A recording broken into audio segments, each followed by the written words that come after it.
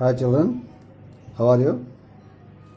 I am again before you to discuss another lesson of 7th class social, that is rain and rivers. How rain is distributed on the planet Earth, and when it rains, where that water flow and where it joins, all the things we are going to know in this class. So before going to know, we know what is meant by rain and how rain comes, that also we know. So the rain which we are getting to the earth in the form of water, that is through 3 stages is there, which we call it as a water cycle. So water cycle, the main stages of water cycle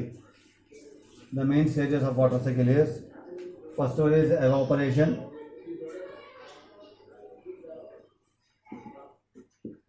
the second is condensation,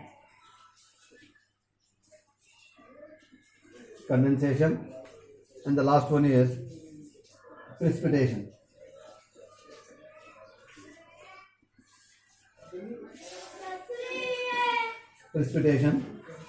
These are the 3 important stages of water cycle, where we are getting the water in the form of rain from the clouds. So let us know about evaporation. What is evaporation and how we are getting water to the planet Earth from the sky or from the clouds. So evaporation, the transformation of water from liquid to gaseous phases.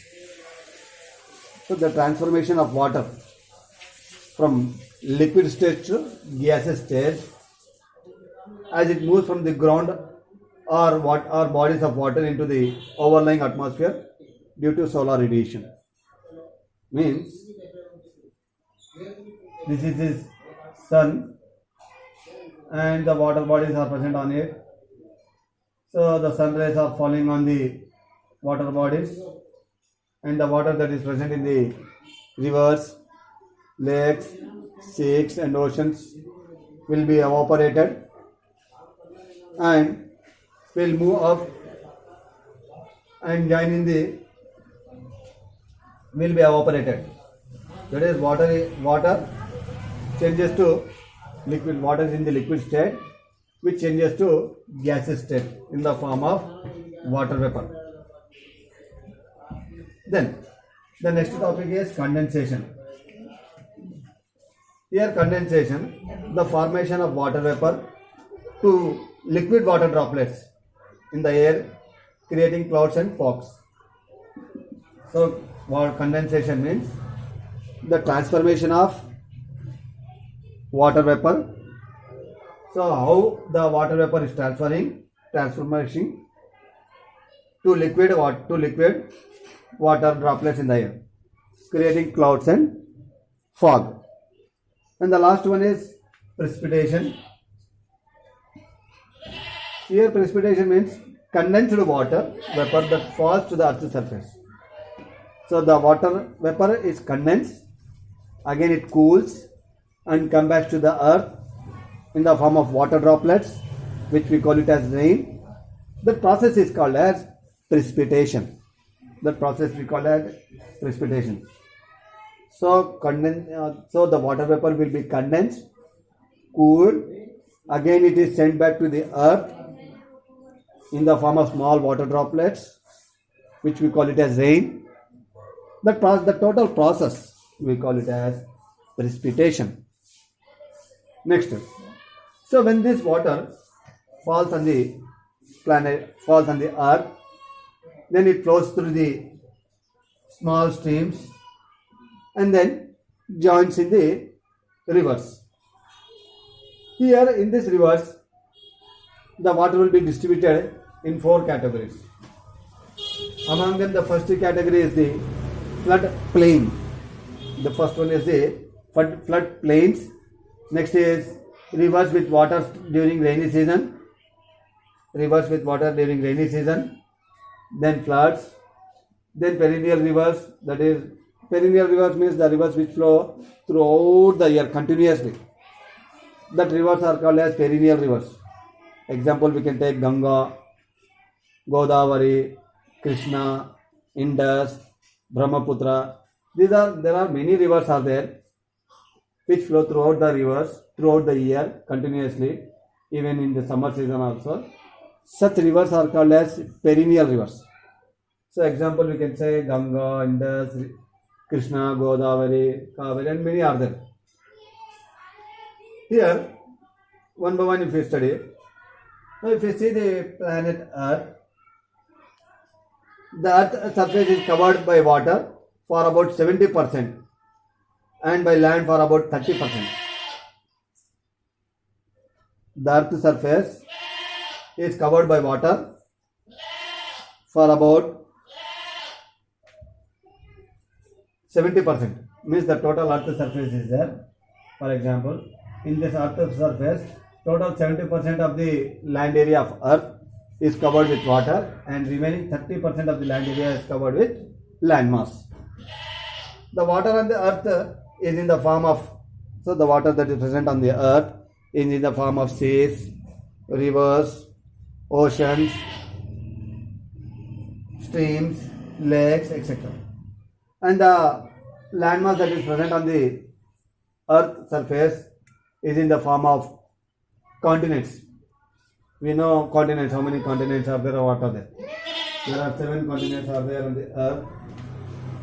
Distribution of the Earth, that is Asia, Africa, North America, South America, Antarctica, Australia. These are the 7 continents which we see on the planet Earth. Right. Here, what is meant by flood plain? So rivers, I told what is meant by rivers and how it is distributed into 4 categories.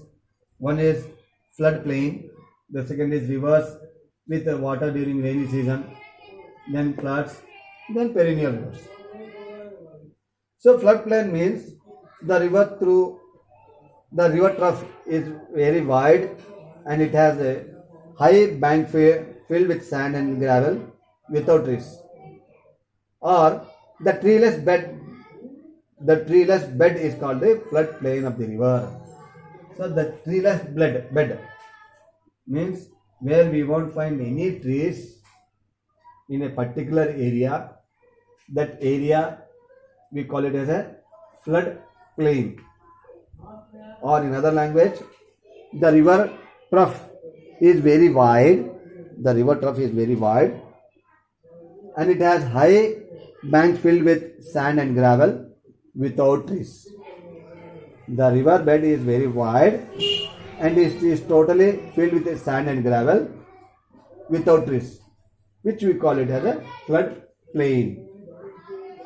So rivers with water during rainy season. During rainy season, we come across many rivers. Like Tungabhadra river is also one river which we see in the rainy season itself, but it may not flow throughout the year as the other rivers like river Ganga, Indus, Krishna, Godavari and many others are there. And in Rajasthan we find one river is there which we call it as a Luni river. Luni. Luni is the only river that we see in Rajasthan, and that too it flows only when it rains. If there is no rains, then there is no river at all. Only river that we find in Rajasthan is the Luni river. So rivers with water during rainy season means this. Now floods means if the amount of rain, excess amount, or if the rainfall we get maximum, then the storage capacity of the rivers is not that much as per the rain.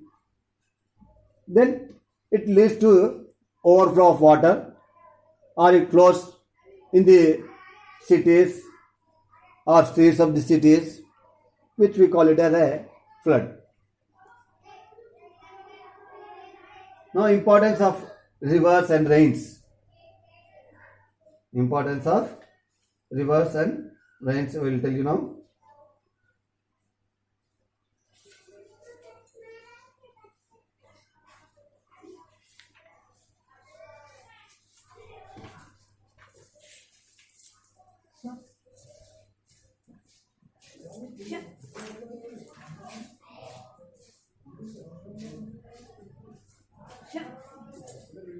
Importance of rivers and rains. So water and rivers are essentially for agriculture process of the region. So water and rivers are essential for the agriculture process of region. Means mainly basic necessity for the people is agriculture. Agriculture is practiced only when it is rain. If there is no rain, then we can't practice agriculture. If the agriculture practice is not done, then we won't get food production. If there is no food production, then it leads to famine or starvation, where the commodities of the goods and services will go up very high. So rivers and rains play a vital role in the case of agriculture. So agriculture practice can be done only in the presence of rivers and rains. Rivers not only develop the agriculture, so these rivers not only develop the agriculture but also provide many other benefits like power generation, afforestation, soil conservation, tourism, fishing, etc. So these rivers is not only getting much importance to agriculture but also we are getting more advantages from rivers, like some other advantages like power generation is done through rivers. Example, we can say Sri Salam project.